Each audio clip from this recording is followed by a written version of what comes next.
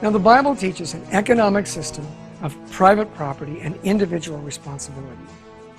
Private ownership and stewardship, or personal responsibility of property, is assumed to be the design of God throughout the Bible.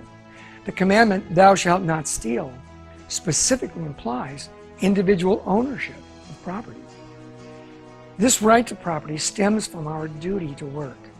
Proverbs 10:4 says, "Whoever works with a lazy hand becomes poor, but a diligent hand brings riches." The Bible shows that God worked 6 days and then rested. When he completed the work at the end of each day, he looked at his work and said, "This is good." Now, we're made in God's image, and thus we're designed to create, to invent, and to build, to be productive in some way or another. And when we're finished, we too can look at what we've done and feel good. We can be proud of who we are and what we've accomplished.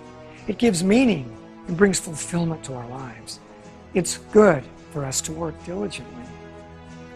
God has designed a world in which the existence of private property encourages people to be responsible and fruitful. It should also be noted that the best use of property to benefit ourselves and to serve others can only occur in a society in which property is privately owned. Because the fact is, men and women who own property will almost always take better care of it than those who don't own property. Publicly owned property destroys a person's sense of responsibility to use his possessions, his time, his talents diligently, because there's no incentive for a hardworking or even selfish or lazy person to treat property wisely. If a man is not personally invested in the property, he simply won't respect it. Now let me explain that a little further. But first, let me ask you this question. Who manages your money better, you or the government? This isn't a trick question. There are 3 ways that something can be purchased. The first way is what we would call a first-party purchase. It's when you purchase something for yourself. Now, if you buy for yourself, you care about both price and quality. So you budget and you shop wisely. You don't want to waste your own money. The second method is the second-party purchase, where you purchase something with your own money, but for someone else, or someone else picks up the tab for you. Now, if you're buying for someone else, you care about price, but not necessarily quality. If someone is buying for you, you care about quality, but not so much about price, because you're not paying for it. It's their treat. Oh, we can order anything on the menu? You're paying? Okay, I'll have the prime rib. You see, you care about quality because you're going to be consuming it, but you don't care about the price. Someone else is paying for it. Now, the last method is the third-party purchase. This is when a person uses someone else's money to buy something for someone else. That person cares a whole lot less about both price and quality. He's paying for products and services that he won't necessarily use, and he's spending someone else's money to buy it. So by this, we see that all government purchases are third-party purchases, which means that waste and overspending are guaranteed. That's why the control of money or property is best kept in the hands of those who have earned it, are personally responsible for it, and are simply closer to it.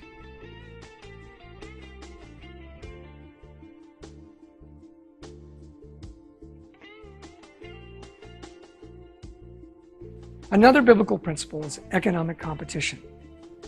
No other economic system is grounded upon the core belief that man is sinful by nature. The founders believed this.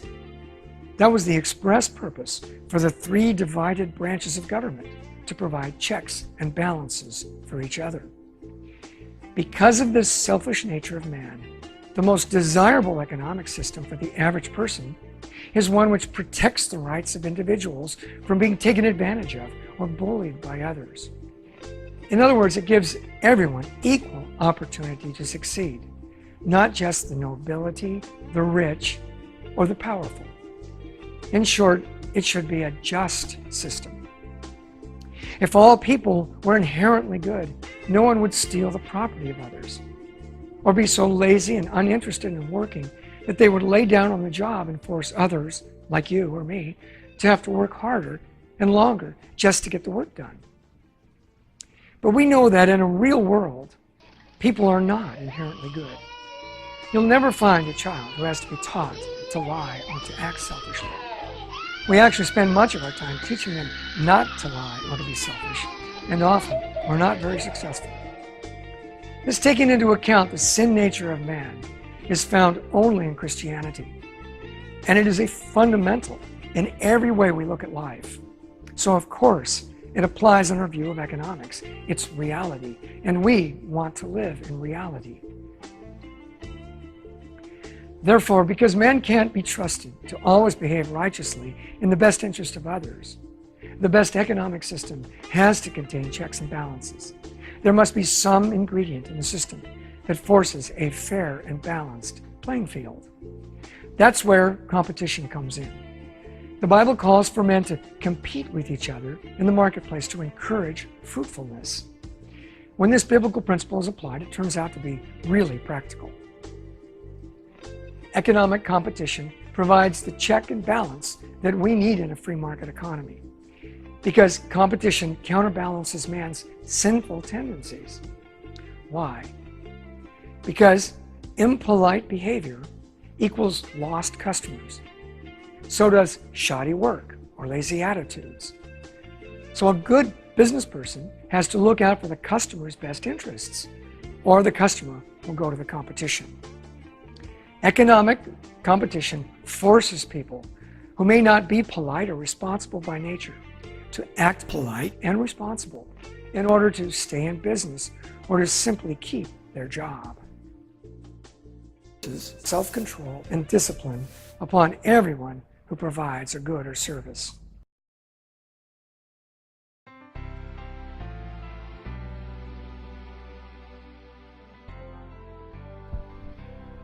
Now let's take a look at the principle of comparative advantage. It simply is this: when we use our best talents and interests to provide a service that benefits others, we can have a great advantage, and this benefits everyone. What do you mean? Well, when a society is allowed to promote free enterprise, the result will be greater blessings to the people of that society, because every person has an opportunity to choose an occupation that they love.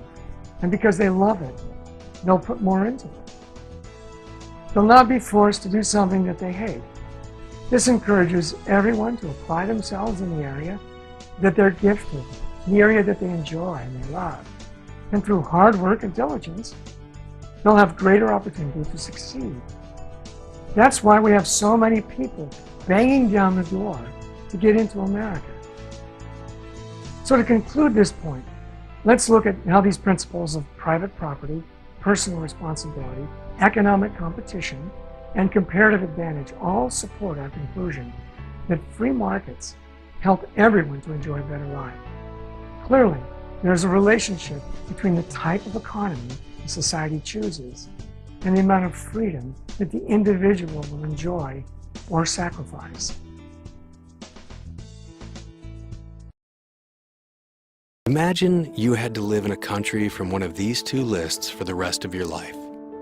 Which list would you choose? If you're like most people, you would choose A. Let's take a look at why that is. Take Chile and Venezuela. Chile's poverty rate is half that of Venezuela's, and its inflation rate is a fraction of the size. Actually, all of List A appears to be better off than B. Look at income per person. It's 10 times higher on average in List A. But these lists aren't organized by income. They're organized by economic freedom. List A countries have the most free economies in the world. List B, the least free. Across the globe, we see a strong relationship between economic freedom and people's quality of life. For instance, people in the most free countries earn, on average, over 8 times more than people in the least free. The poor earn 10 times more. People in the most free countries are happier. They have better protected civil rights, cleaner environments, and the average person lives 20 years longer. The freest countries also have less corruption, less infant mortality, less child labor, and less unemployment. So if you care about improving people's lives, then you really care about economic freedom. And having economic freedom means your property is protected under an impartial rule of law. You're free to trade with others for what you need and want. Your money keeps its value because your national currency is stable. And government stays small relative to the size of the economy. For years, the U.S. was among the world leaders in economic freedom. But over the last decade, the U.S.'s ranking fell, and it's projected to keep falling. The question is, will our quality of life fall with it? If you like this video and want to join the discussion, visit facebook.com/economic freedom.